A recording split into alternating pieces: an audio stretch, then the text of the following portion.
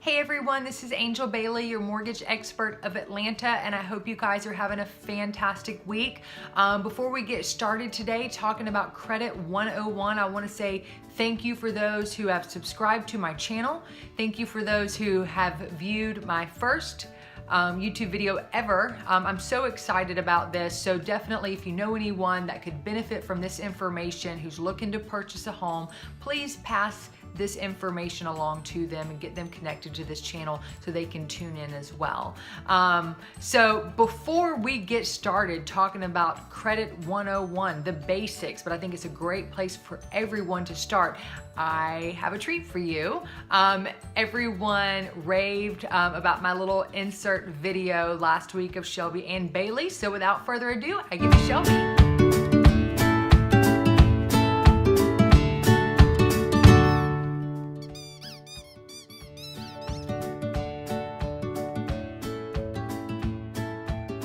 So most of us are familiar with a credit score, and we know that it determines a lot in our life, whether we get that new car or get that credit card or buy a house, especially that. We know what a credit score is and we know that it's important, but oftentimes, and I'm guilty of this myself, I didn't even know what made up or comprised a credit score.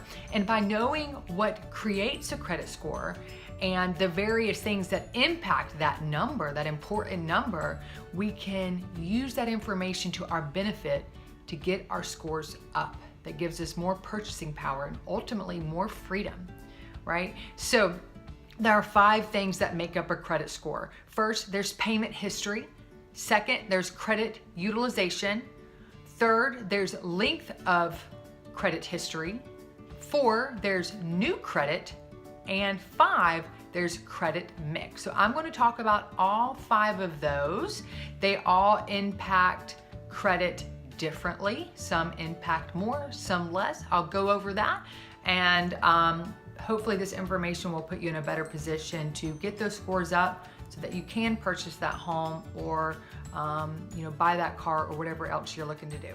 So first, let's talk about payment history. So what the bureaus do is they look at your history. They look at the frequency, they look at the severity of any late payments. So if they notice that you've been late for not just 1, but 2 or 3 months on maybe 1, 2, or 3 credit cards, that's gonna really pull those scores down. And they're gonna look at that and say, okay, this is their history. This is the frequency or the regularity in which they're late on these past payments. So we don't really have a lot of faith that they're gonna be on time with future payments. So you wanna make sure that you are on time with all your debts. So no late payments at all. Pay them on time, pay them early if you can, because if you don't, it could really pull those scores down more significantly than any other component. Actually, at 35%. 35% of your score is made up of those late payments or lack of late payments. All right, so next let's talk about credit utilization.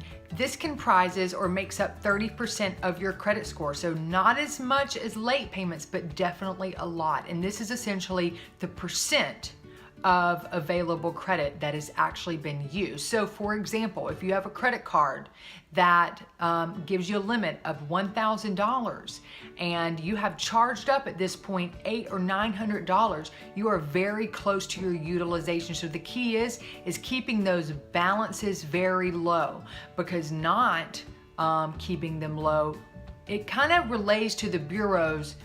They're in a habit of not handling their debt very responsibly. They continually max out their cards or get very close to the limit, and this discourages us from thinking that they're not going to do the same thing in the future. So keep those balances low. If you have a credit card, try to pay it down as low as possible, or make it a goal to make consistent payments each month on time, and don't use it until you get that balance low. The third thing is credit history, which a lot of you say, well, I'm young. This is going to take me forever. And in fact, it does not. And also, I want to assure you, this is only 15% of your credit score. The larger things that make up your credit is what I already discussed. So this actually does not take too long to build a payment history, and what's more important is that history is positive, right? So you could have a long payment history.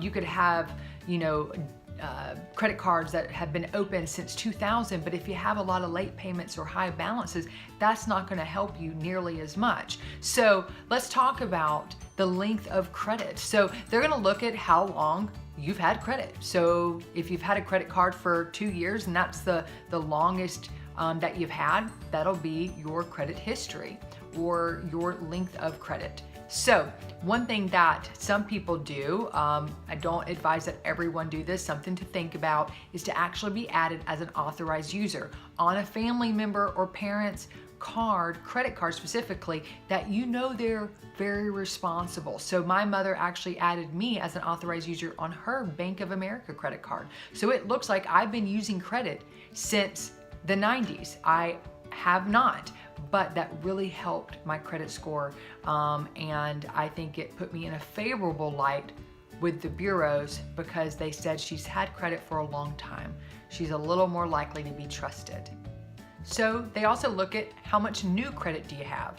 This is definitely not me saying go out and get a lot of new credit. Sometimes it's necessary if you need to build those scores up or you're trying to offset negative credit with some positive new credit, but that can diminish or lower the average length of credit. So if you have one card that you've had for 5 years and then you go out tomorrow and open 3 new cards that you've only had for a month, they're going to take an average of all those 4 credit cards and it's going to overall lower your length of time that you've had credit. That could negatively impact you. So don't get new debt unless you absolutely need it. And if you're concerned that maybe you do need it, maybe it would help you increase those credit scores, definitely reach out to me and I can take a look and see what I think the best route for you to go would be. The last thing that comprises a credit score, and it's only 10%, is credit mix. So of all the debt that you have, is it mixed? Do you have some installment, which is your car loan or a personal loan or a student loan, and credit cards? Or do you just have credit cards? Or do you just have installment loans? You definitely want a good mix. That'll boost your score. But again, if you don't need credit, if you don't need a car loan, don't go get a car loan. Be responsible in making your decisions. Again, this is just 10% of your credit score. That is it for today, guys. Thank you so much for joining me. And if you have not already, please definitely subscribe and pass along this video to anyone that you think may find it beneficial, whether they're looking to purchase a home, relocate, or invest in real estate. I'm definitely here to help. Again, this is Angel Bailey, your mortgage expert of Atlanta. My number is 770-371-4703, and stay tuned just a few more seconds. I am featuring an awesome listing here in the Metro Atlanta area. If you are interested in this home or a home that's similar to this home, please let me know. You can give me a call, send me a text, or put a comment below. All right, guys, I hope you have a wonderful Friday, and I will see you next time. Bye.